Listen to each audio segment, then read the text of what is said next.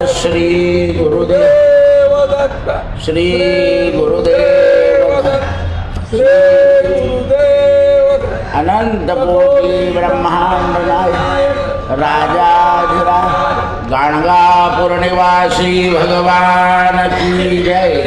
श्री राम जय राम जय जय राम। श्री राम जय राम जय जय राम।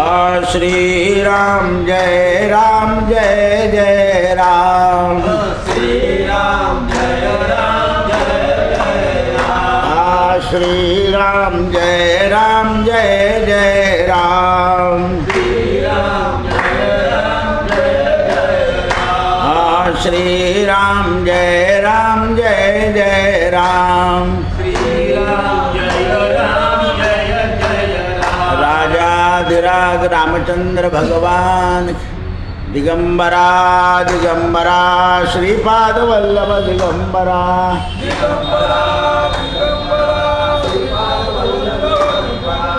दिगंबरा दिगंबरा श्रीपाद वल्लभ दिगंबरा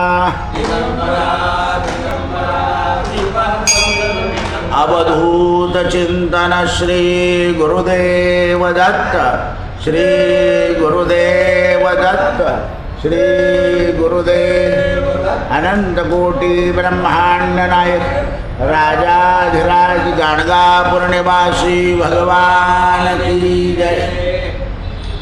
आज 21व्या अध्यायामध्ये श्री दत्त आईसाहेबांना 24 गुरु आणि 25वा नरदेह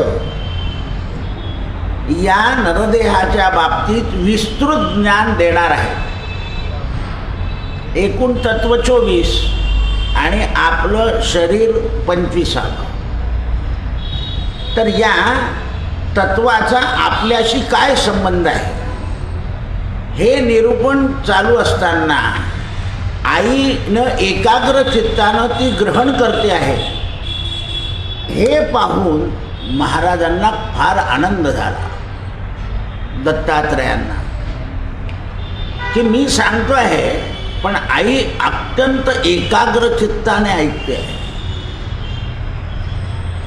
आणि स्वतः ती ज्ञानी असून सुद्धा निराभिमानी प्रमाणे श्रवण करते आहे। श्रवणाला बसताना तिची जी अवस्था आहे ती अत्यंत नम्र इंद्रियाने आहे, म्हणून अशी बस, नाही तर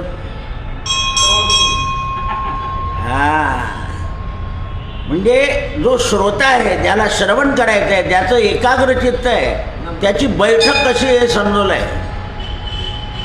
आता समजून आपण तसं बसू असं नाही, कारण आपली एकाग्रता होणं कठीण आहे किंवा ग्रंथामध्ये खूपच कडक लिहिलं आहे असंही म्हणून नाही, कारण काही लोकांची अवस्था असते शांत बसतात।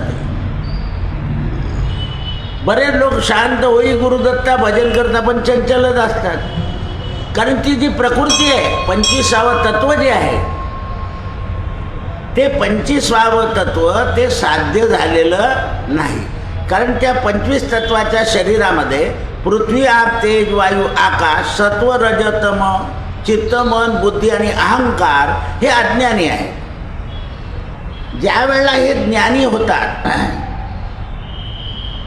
त्याप्रमाणे ते वागायला लागतात। नम्र झाला भूता त्याने कोंडिले अनंता, म्हणून वक्त्यानं आदर करून श्रोता हा वक्त्याचा महिमा वाढवतो।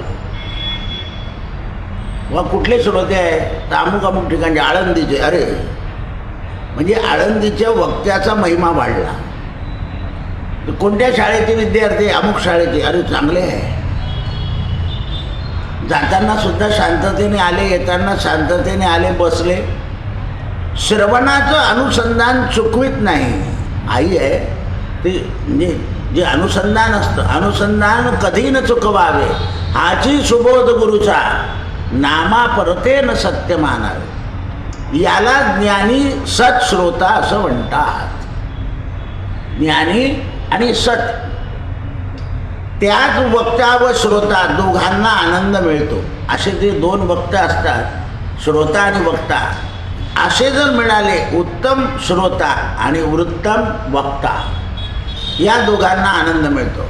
आपल्या मातेने अशा सावधानतेने, आदराने व प्रेमाने आतापर्यंत निरूपण श्रवण केल्यानं दत्तांचा उत्साह वाढला. श्रोत्यांची श्रवण करण्याची शक्ती आणि वक्त्याची वाक्शक्ती. श्रवण शक्ती, मग श्रवण शक्ती करण्याचे कान कसे पाहिजे? तीव्र. आणि वक्त्याचे वाक कसे पाहिजे? वजनदार. त्या वाक्याला असं वजन पाहिजे, जबरदस्त पाहिजे.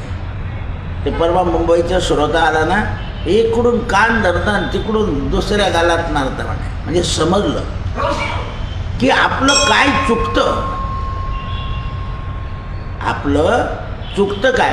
समजा आपली आई हे आहे, अशिक्षित आहे. मग अशिक्षित माणसाची बोलायचं कसं हे सुशिक्षिताला कळालं. मग तुम्हाला म्हणजे आईला मानताय, पण ती जर अशिक्षित आहे तिच्याशी बोलायचं कसं? तिला समजेल असंच बोलायचं की बघ आता मी गाईड आहे, मी आल्यावर तुला अगदी शांततेने सांगतो. असं गुच्छ पैसे काय मध्ये मध्ये करते. पत्नीला सुद्धा बावळट म्हणून चालले जाते लोक. असं कसं काय चालेल? आपण याच्यावर नंतर बोलू. तू मला आठवण करून दे. आणखी मोठेपणा द्यायचं तिकडे. कारण तुम्ही तुमची वाक्शक्ती चांगली पाहिजे. पण वाक्शक्ती सरस्वतीच्या कृपेशिवाय येत नाही. आणि सात्विक पदार्थ काढल्याशिवाय सरस्वती जिभेवर राहत नाही. या कुंडेनु तुषारहार धवला, या शुभ्रवस्त्रावृता, या वीणावर दंड मंडित करा, या श्वेत पद्मासना, या ब्रह्माच्युत शंकर प्रभुतिभिर देवै सदा वंदिता, सा मां पातु सरस्वती च भगवती निःशेष जाड्यापहा. म्हणून अनुसयेनं दत्तगुरूंच्या अध्यात्म विचारलं आहे. काय विचारते आहे? पिंड आणि ब्रह्मांडाची रचना कशी होते, कोणी आधी केली, त्या अनुषंगानं उद्भवणारं तत्वज्ञान मला सांगा. यापुढे अध्यायामध्ये अनुसये मातेनं क्रमानं विचारलेलं अत्यंत मार्मिक आणि यथोचित उत्तर भगवान देणार आहेत. दत्तात्रयांनी 21व्या अध्यायामध्ये उदाहरणासह उत्तर दिलेली आहे.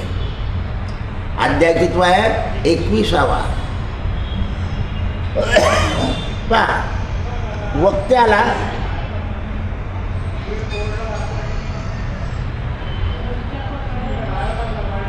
तुम्ही CCTVत आहेत हे जाणून बाकांवर बसा. ऐकू आलं का? चला उठा.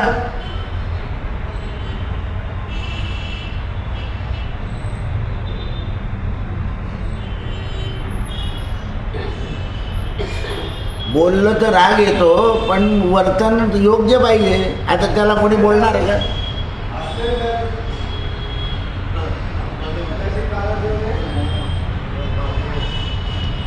भाऊ तू काठी घेऊन फिरत जा रे देशपांडे. काठी घेऊन फिरत जा म्हणजे लोकांना कळेल की हा माणूस हाकलणार आहे. नाही नाही नाही नाही, कशाला मोबाईल पाहायचा? हे का मोबाईल पाहायचं ठिकाण आहे? म्हणून या अध्यायामध्ये मातेची उत्सुकता वाढल्यामुळे दत्तात्रेयांना आनंद झाला आणि दत्तात्रेय म्हणाले, माते, माझा शिष्य यदू याला ज्याप्रमाणे सद्गुरूचं महात्म्य मी कथन केलं ते त्याला ज्ञान पटलं, ते ज्ञान तुला सांगतो. म्हणजे माझा शिष्य यदू त्याचप्रमाणे तू अध्यात्माचे प्रश्न विचारते आहे. तसेच प्रश्न मला सहस्र अर्जुनाने सुद्धा विचारलेले आहे. अध्यात्मज्ञान एकदा पार्वतीने सुद्धा शंकराला विचारलेलं आहे. त्यावर शंकराच्या दृष्टीनं उत्पत्तीची सुरुवातीचं वर्णन मी तुला सांगणार आहे. म्हणून सांगून टाकलं हे कुठून आलं, उगम कुठून झाला. आणि म्हणून शास्त्रानं असं सांगितलं आहे, नदीचा उगम आणि ऋषीचं मूळ बिलकुल पाहायचं नाही, कारण ते वाईटातून चांगले निर्माण होऊन जातात. मातंग ऋषी हत्तीचं मांस खात होते, पण शबरीला सांगून गेले की या आश्रमात राम अमुक दिवशीच येणार आहे आणि ते तुला आणि जोपर्यंत येता तोपर्यंत माझा आत्मा या ठिकाणी असा बाहेर राहील. बाप बाप बाप राम आले की हा आत्मा त्यांच्यात चालला जाईल, बस सांगून ठेवलं. म्हणून नदीचं मूळ आणि ऋषीचं कुळ. आता आपल्याला सुद्धा सांगताना हे गंगोत्री आहे, जमुनोत्री आहे. आता ते कुठून निघाले ते काही पाहायचं नाही, फक्त ते निसर्ग पाहून घ्यायचा आणि एवढीशी ते धार आहे मग पुढे काय. अरे नदीला अनेक गोष्टी मिळतात, हे रहस्य लक्षात आलं पाहिजे. हे रहस्य जेव्हा समजतं त्यावेळा त्या ज्ञानाची प्रचिती येते.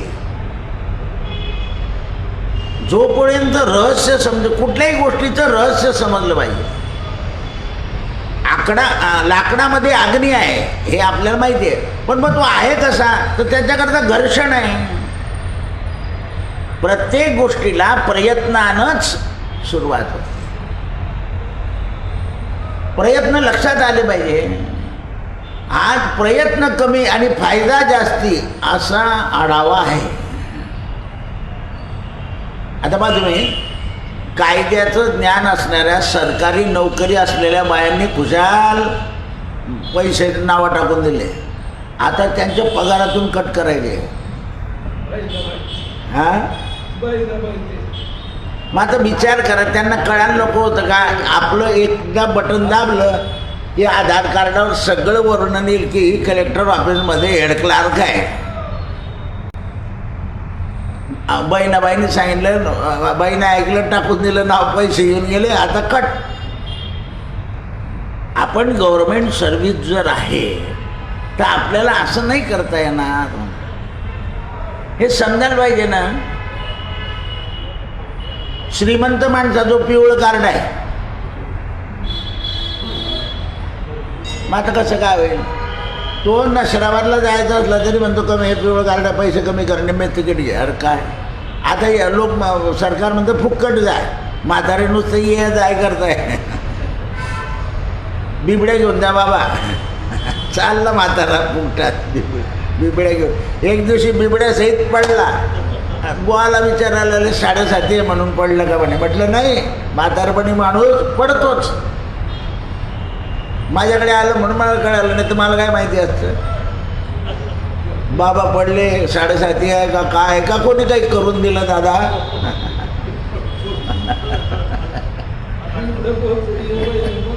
म्हटलं काय घेऊन चाललं तर बाबा तर म्हणे बिबड्या.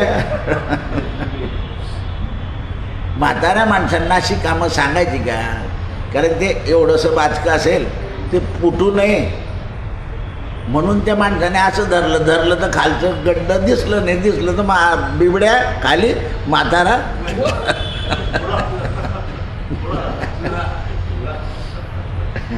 ही अशी जगाची परिस्थिती आहे. कारण बाबाला तिकट लागत नाही. बरं पोरीच्या घरी जायचं म्हणून बाबाही खुश, हे आणखी असं आहे ते. हे जे होतं मग आलिया भोगाशी असावे साधन. म्हणून ते म्हटलं की सद्गुरू प्राप्त झाले की ते जे ज्ञान आहे ते कसं मिळतं, तर म्हणे बघ माते, आता तुला जाणून घेण्याची उत्सुकता असल्यामुळे मुळात कला, कौशल्य आणि विद्या तुझ्या शरीरात उत्पन्न होतील. म्हणून माणसाचं शिकण्याचं काय पाहिजे, उत्सुकता. संसार करायची सुद्धा काय पाहिजे, उत्सुकता. परमार्थ करायची, कोणतंही काम चांगलं करायची पूर्वी लोक असे होते, काम कधी चुकलं ना त्याला काय झालं आज कोणाचं तोंड पाहिलं, ते काम नीट झाल्याशिवाय ते जेवतच नव्हते. नाही, कारण काम असं आहे. आता काय काम करणार, नाही नाही तुमची जागा खराब होती, चला काही संबंध येत. म्हणून कला आणि कौशल्य हे प्रत्येकाच्या शरीरात सुप्त आहे. त्याला फक्त चांगलं ऐकण्याची सवय आली की ते कला कौशल्य. आता बघा तुम्ही, या सरकारने मदत केल्यामुळे लोकांना कर्ज दिलं कमी व्याजाचं. एवढे लोक कला कौशल्य करत आहे, बाजारात मालच माल आहे. खाण्याच्या पदार्थापासून तो वस्तूंपासून आणि मोठमोठे प्रदर्शनं भरत आहे. का तर वाव मिळालं ना, कला कौशल्याला वाव मिळाली पाहिजे. आणि ती एकट्याने होण्यापेक्षा सामुदायिकरित्या जर मिळाली तर त्याच्याने समाजही पुढे जातो, देशालाही उत्पन्न होतं आणि चरितार्थही वाढतो. म्हणून सगळे एका मार्गाने चालण्यापेक्षा अनेक मार्गानं गेलेलं काम महत्त्वाचं. म्हणून अध्यात्मज्ञान प्राप्त करण्याकरता नुसती विद्वत्ता असून चालत, त्यापासून मनापासून आवड असली पाहिजे. अशी आवड ज्याच्या मनात आहे तो ज्ञान, आत्मज्ञान आत्मसात करू. तिन्ही लोकांच्या आणि सृष्टीच्या आधी जेव्हा कुठलं काही नव्हतं, या सृष्टीच्या आधी जगात काही नव्हतं, ब्रह्मा विष्णू महेशही नव्हते, अशी वेळ फक्त शून्य होते, साकारानं व्यापलेलं होतं. या अवस्थेत शून्यापासून ब्रह्म उत्पन्न. म्हणून दासबोधामध्ये समर्थांनी ब्रह्म ते मडके, लोक म्हणे मडके काय, शून्यापासून. आपण सुद्धा बिंदूपासून तयार होतो. वडिलांचा बिंदू मातेच्या गर्भात गेला की मग आकार. म्हणून ब्रह्म उत्पन्न झालं. त्या ब्रह्मापासून पवन म्हणजे वायू उत्पन्न झाला, कारण त्याला चलन आलं बिंदूला. आणि म्हणजे वायू, वायूपासून तेज, तेजापासून जल, जलापासून भूमी निर्माण झाली आणि वराह नारायणाची वरती काढले. याच्यावर लिहायचं, 1-2 टप्पा लिहून झाला आणि परत राहिलंच ते लिहायचं. म्हणून यालाच आपण पंचतत्व असं म्हणतो. हे पंचतत्व जेव्हा एकत्र येतं त्यापासून भौतिक सृष्टीला आकार येतो. आता 2 शरीर पंचभूताचे एकत्र येतात त्यावेळेला प्रजोत्पत्ती होते. 2 लागतात, एक स्त्रीवाचक एक पुरुषवाचक. भूमी आणि बी, झाड उत्पन्न होणार, पण त्याला पवन, जल आणि तेज याची गरज आहे. म्हणून आपल्याला प्रत्येक माणसाला असं जे सांगितलंय की सूर्याला पाणी घाला त्याच्याने तुमचं भलं होईल. म्हणजे सूर्याच्या तेजाला सामोरं जाणं म्हणजे आपल्या शरीरामध्ये तेज वाढवून आहे. तेजम बलमसी. आता हे लोक म्हणताना आपल्याला जे पसंत पडतं ते त्यांना पसंत पडत नाही, आणि त्यांना जे पसंत पडतं ते आपल्याला पसंत पडत नाही. त्याचं कारण काय, प्रत्येकाला असं वाटतं की तेजवान मुलगा पाहिजे, तेजवान मुलगी पाहिजे. मग अति तेजवान मुलगा मीडियम तेजाची मुलगी कशी हो म्हणेल. मग संसारामध्ये काय करावं लागतं, धरसोड. संसारामध्ये धरसोड करावी लागते. हो, अरे पगार चांगला आहे ना, पगार कमी, अरे पोरगा काय टॉप बाबा, म्हणजे ते सोडलं. म्हटलं घरानं, कुठे घरी राहणार आहे ती, मुंबईलाच राहणार, जाऊ दे ना. कुठली तरी धरसोड करावी लागते. धरसोड जर केली नाही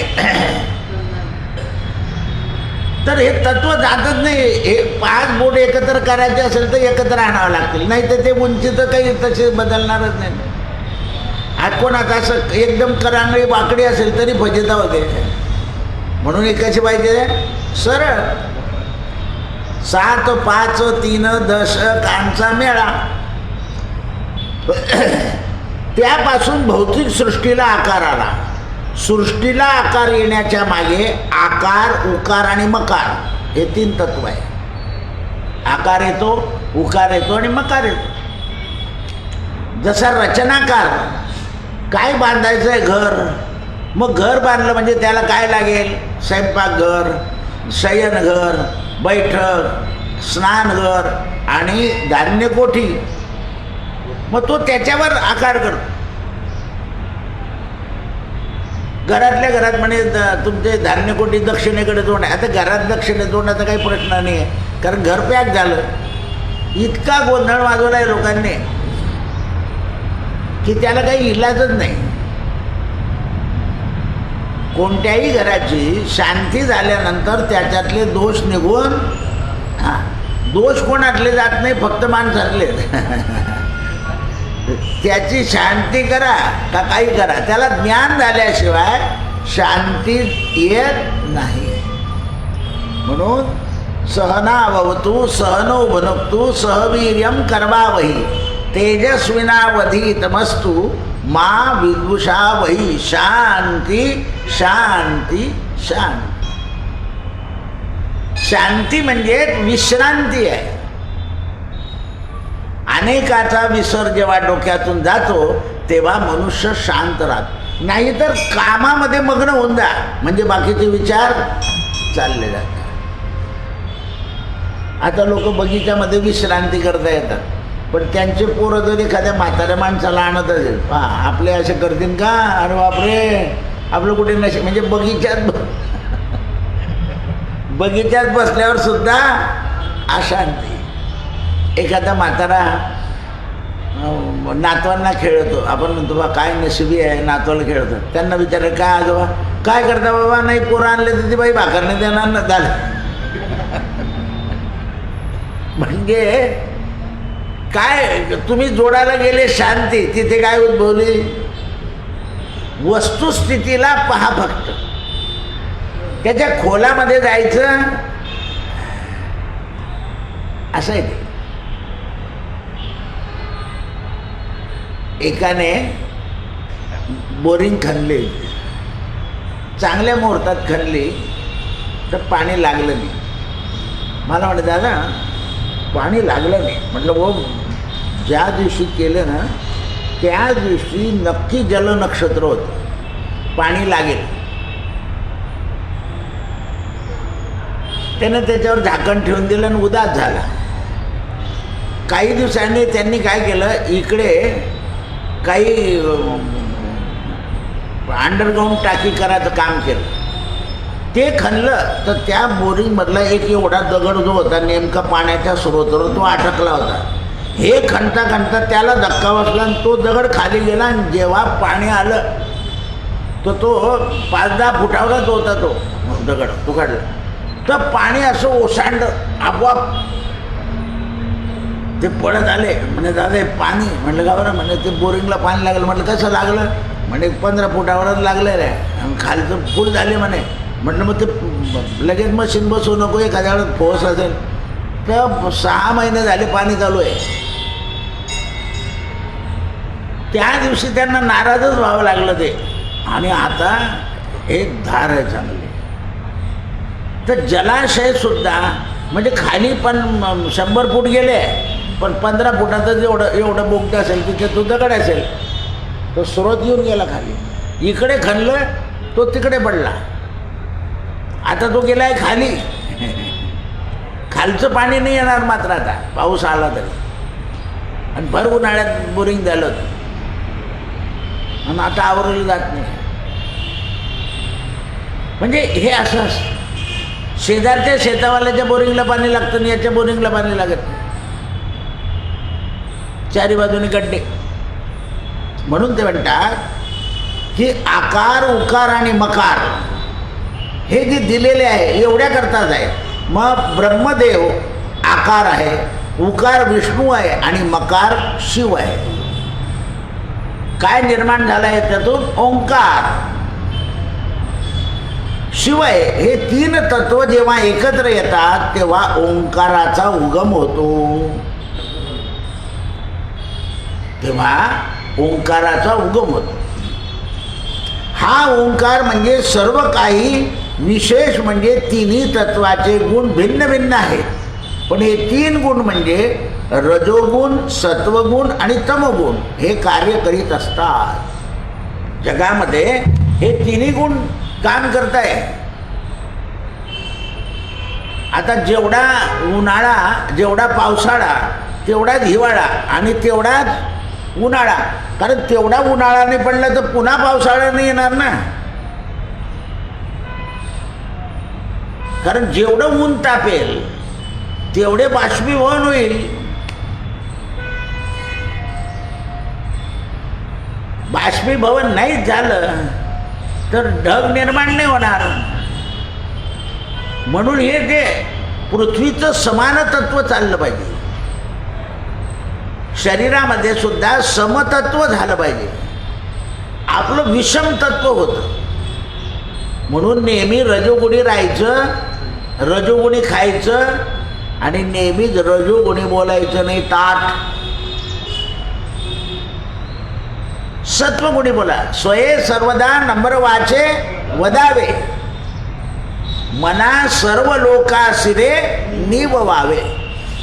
मना तू सर्व लोकांना आनंद होईल असंच बोल. आणि जर वेळ मिळाला तर सत्याची आठवण ठेव. प्रभू का गुण गाते रहो.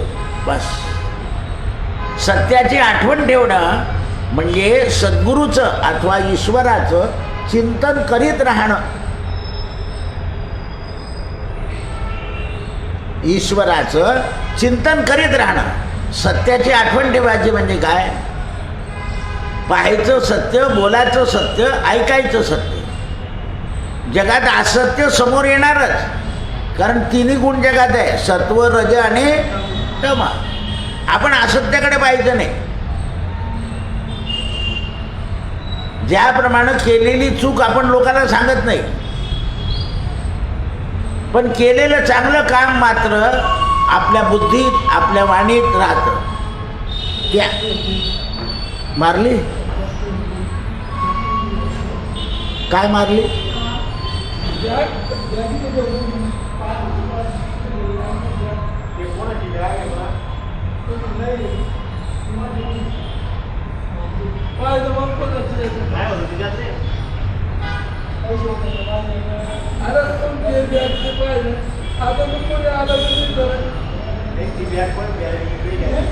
गेले गेले पैसे.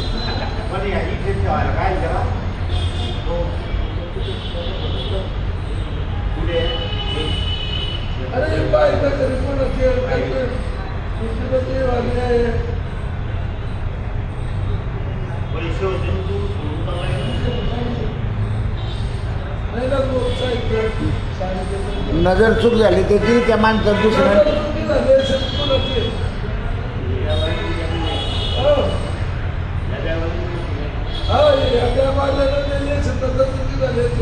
त्याचं नाव पहा ना, त्याचं नाव पहा त्याच्यात. तो CCTV देऊन जाईल ना. आता पैशाची बॅग पाठीला लावायची का त्याच्या ठेवायची?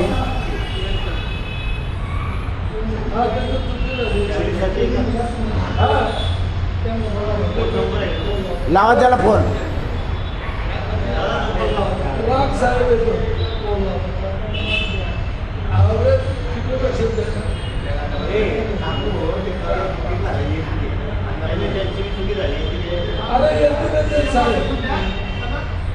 नंबर पा नंबर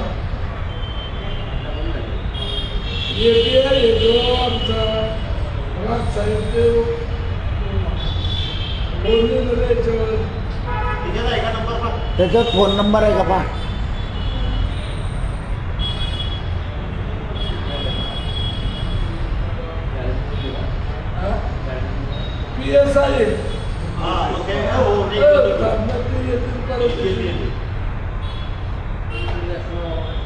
तुला तुझी बॅग तुझ्याजवळ ठेवायला पाहिजे ना भाऊ. पैसे तिच्यात आणि हा हे दादा कागद परिचय तुझा मग इथे ठेवायची की थांबाळा.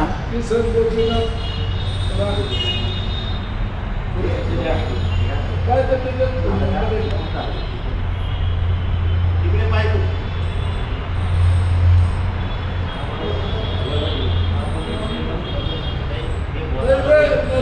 नजर चूक झाली आहे की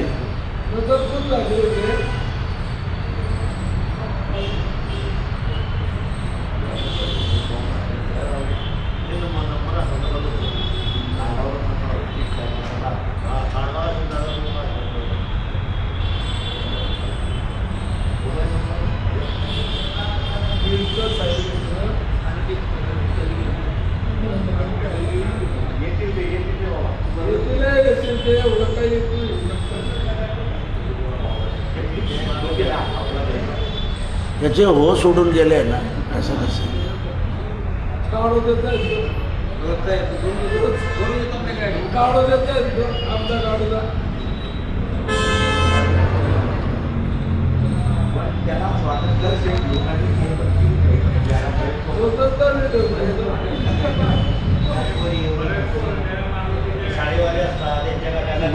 गोपीला फोन कर बरं. त्या कॅमेऱ्यात लगेच पाहिजे तो कोणी उचलली ती.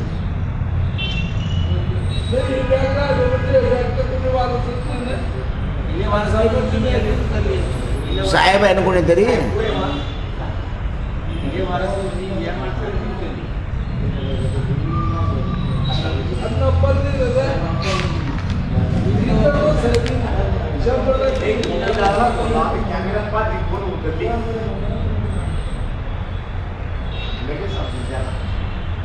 ते साहेब बॅग उघडल्याबरोबर त्यांच्या लक्षात येईल ना.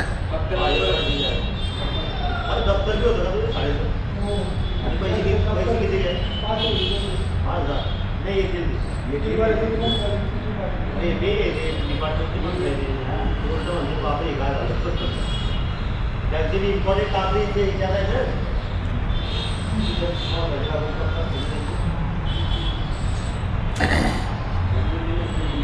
ब्रह्मा विष्णू आणि महेश यांची निर्मितीचं संगोपन म्हणजे काय तर संगोपन करणं, संवाद करणं आणि ज्ञान मिळवणं.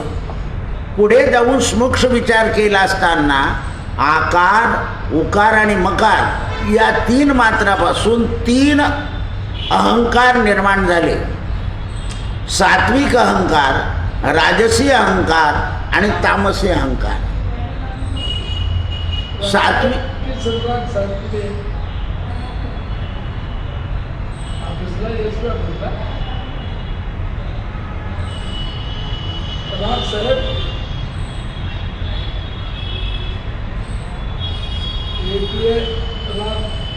किसन गोपीनाथ राज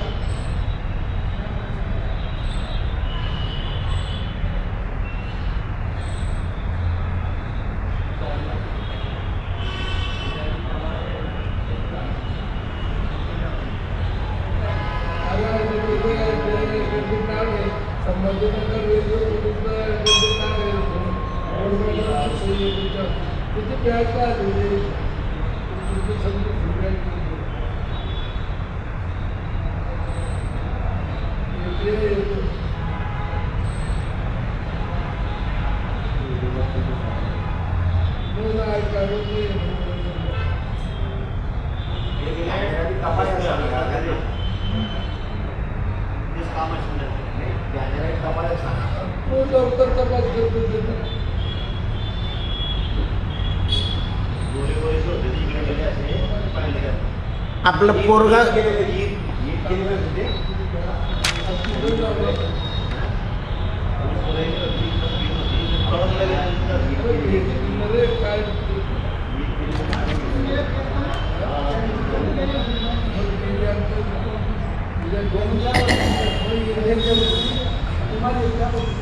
राजस अहंकार आणि तामस अहंकार या नावाने ओळखू शकतो. संपूर्ण तत्वज्ञान म्हणजे तत्वज्ञान होय.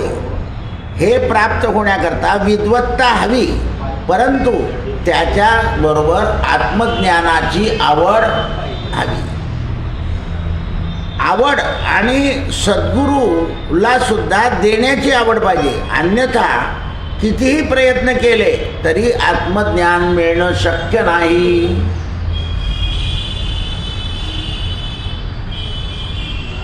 मॅडम जरा राज साहेबांचा नंबर देता का? मी PSI संतोष पाटील जळगाववरून.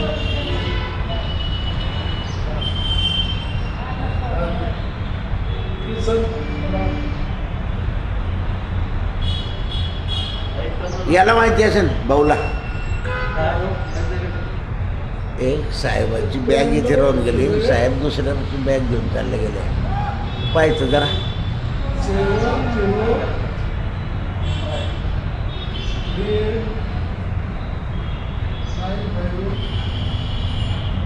7038 अंदाज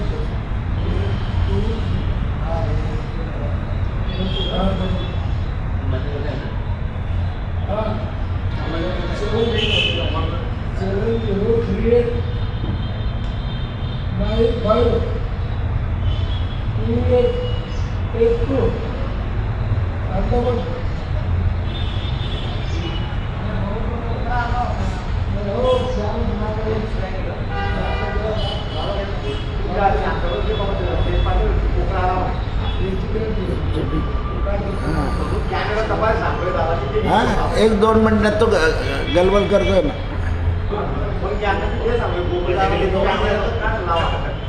तो ताय पटक करतोय ना.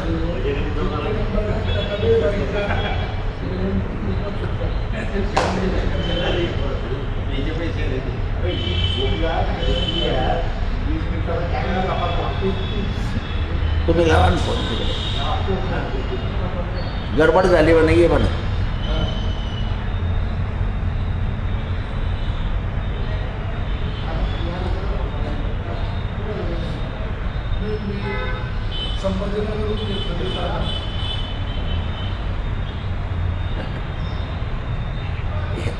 याच्या बॅगमध्ये पैसे आहे, साहेबाच्या बॅगात काही नाही आहे. ते ठेवणार नाही, ते लगेच येतील. ते बॅग उघडतील तेव्हा त्यांच्या लक्षात येईल.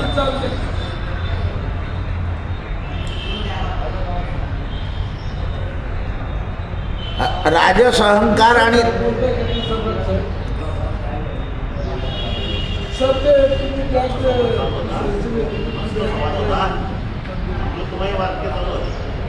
तुमची जी बॅग आहे ना चांगल्या याच्यात अडथळे येतात. तुम्ही म्हणले उभं म्हणते पाहायचं नाही, एका शाळेत आले हे चांगलं चालू होतं. आले आले बैसेल भाऊ शांत.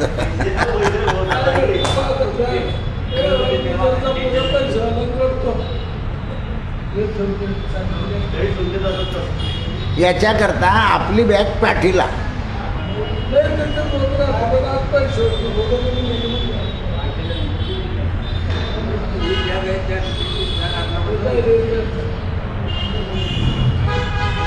एवढ्याही साहेबांनी अशी बॅग ठेवायला नको. सरकारी कागदपत्र आहे संभाजीनगरून नंबर घेतला मग.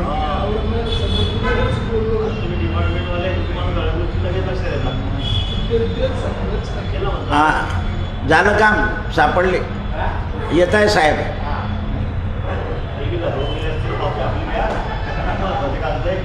या संपूर्ण तत्वज्ञान म्हणजे तत्वज्ञान होय.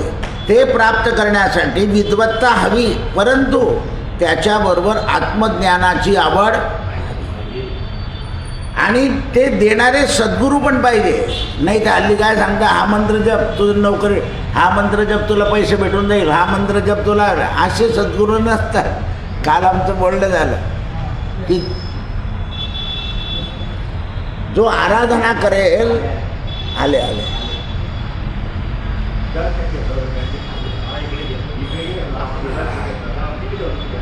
मला माहिती होतं की याचा हे पण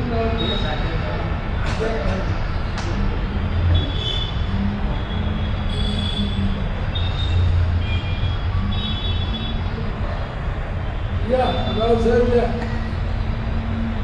बोर मॅडमचे सेंटर आले म्हणून मग ते तसे बोललो. बोर मॅडमचे बोर मॅडम माझ्याकडे होती ना. ते तुमचं पाहून घ्या. त्याने 5,000 रुपये दिले. त्यांनी काहीच पाहिलं नाही.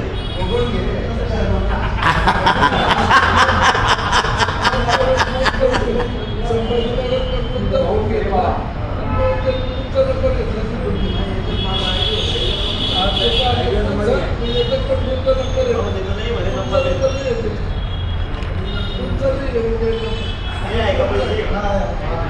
चला, धन्यवाद त्या साहेबांना.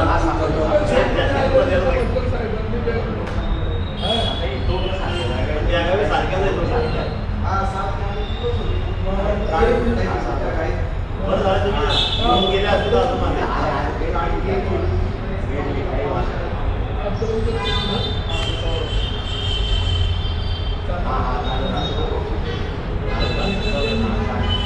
भगवंताच्या दरबारामध्ये एक काम चालू झालं की भगवंताच्या दरबारात असा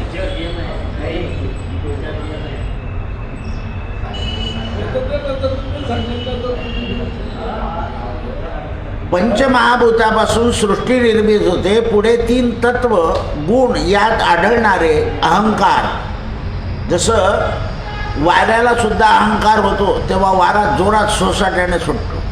सूर्याला तेजाला अहंकार होतो तेव्हा कडक तापतो. 46 47. म्हणून जलाला जेव्हा अहंकार होतो तेव्हा गाड्याच्या ट्रॅक्टर वाहून गेले, JCB वाहिले मागच्या पावसाळ्यामध्ये. हे 25 तत्व म्हणून घ्यायचे असतात. सद्गुरूने सांगितलं जगात जरी अहंकार वाढला तरी आपल्या शरीरात अहंकार वाढू द्यायचा नाही. त्याकरता पथ्य पाळायचं. जे खायला सांगितलं आहे माणसाला तेच खायचं. झाडा पाल पण आता हत्ती गवत खातो म्हणे, आपण गवत खात नाही का? गवती चहा कसं काय पिता? कोथिंबीर कशी काय खाता? पालक काय? माणसाचा चारा वेगळा आहे आणि 4 पायावाल्यांचा चारा वेगळा आहे. शोधून काढतो कोणी माणूस आपल्या खायचं. रान भाज्या आल्या असं आहे ते, कारण त्याच्यामध्ये शक्ती आहे. वनस्पती कशा करता निर्माण झाले बऱ्याच गोष्टी आपल्याला माहीत नाही, त्या आपल्या उपयोगाच्या आहे. मग याच्याकरता आयुर्वेद धुंडावा लागतो. आयुर्वेदानं सगळं सांगितलं आहे पण आपण आयुर्वेद वनस्पती नष्ट करून टाकली. आयुर्वेद जाणणारे लोक राहिलेले नाही आहे. सोनामखी नावाची वनस्पती आहे. नाव तिचं सोनामखी. काय करतं? शरीर स्वच्छ करते ती. म्हणजे हात जोडी पाय जोडी. आपल्या हातासारखी वनस्पती येते, पायासारखी वनस्पती. ती देवीच्या सान्निध्यात ठेवायची असते म्हणजे माणसाच्या अंगी नम्रता येते. लोक काय म्हणतात? हात जोडी पाय जोडी निवडून येशील तो. आता कसं काय निवडून येशील? त्याच्यापासून गुण काय आहे? म्हणून तुम्ही आता मग गडावर हे सगळे लोक जातील आणि तिथून हातजोडी पायजोडी आपल्या पाकिटात ठेवतील. जेवढे इलेक्शनला उभे राहतात तेवढे. तर त्याच्यापेक्षा तू 5 वर्ष हातपाय जोडत जाय लोकांना, म्हणजे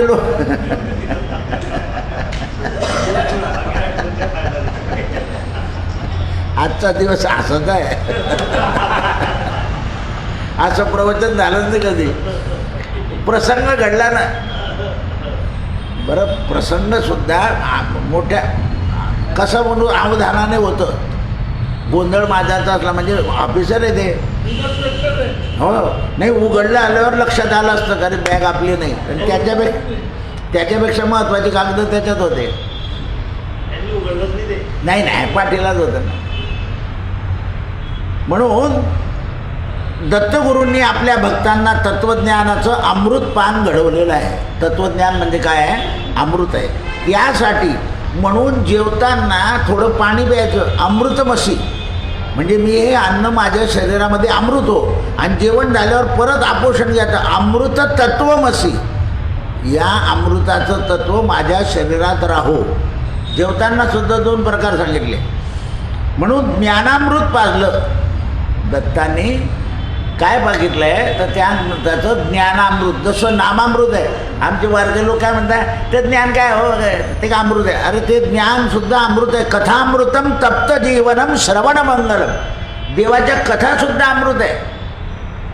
पण आता लोकांनी काय केलं, त्या कथेमध्ये गाणे घालून दिले सगळे आणि बस धांगड धिंगा. असं आहे. श्रोते म्हणता स्वामीजी हे पद म्हणा, आणि मग स्वामीजी मग काही आवरले जात नाही ते. म्हणून अंगी पाहिजे काय पाहिजे, अमृतपान करण्याची गोडी. जसं सत्यनारायणाला पंचामृत ठेवलेलं असतं, लोक म्हणतात नको नको नुसतं शिवजन नाही, कारण अमृत पित नाही तो. म्हणून मार्गाचा अवलंबन करू शकतो. या ज्ञानामृताचं कण वेचले तोच खरा भाविक. हे ज्ञानामृत सगळीकडे पडलेलं आहे. तीर्थाच्या ठिकाणी काय आहे, ऋषी लोकांनी केलेली तपश्चर्या आहे आणि त्या ठिकाणी ते ज्ञान आहे. मग तिथे जाऊन ते ज्ञान घ्यायचं आहे. म्हणून कशाकरता लोक नाशिकच्या तपोवनात येतात, तर हे म्हणे सिमेंटचे बंगले बांधत येते. अरे कसं काय बंगले बांधत, ते तपोवनच राहू द्या. ही झाडी जर गेली सगळी तर इथली शोभा नष्ट होऊन जाईल. हे शोभा आहे, ते वन आहे. म्हणून ते म्हणतात तोच खरा भक्त की तो ज्ञान मिळवण्याकरता प्रयत्न करतो आणि ते ज्ञान त्याच्या शरीरात राहिलं की त्या ज्ञानाचा त्याने सदुपयोग केला पाहिजे. ज्ञानसुद्धा सांगताना अहंकाराने सांगायचं. हां, माझ्यासारखं कोणी सांगत नाही असं म्हणून नाही की बा हे असं आहे, मला इतकं समजलं आहे, तुम्ही आणखीन कोणाला विचारून घ्या, इतकं नम्र राहायचं. म्हणून नरदेह प्राप्त झाल्यावर त्याचा सदुपयोग करून घेतला पाहिजे असं आईला दत्तात्रयांनी सांगितलं. कृष्णार्पणमस्तु.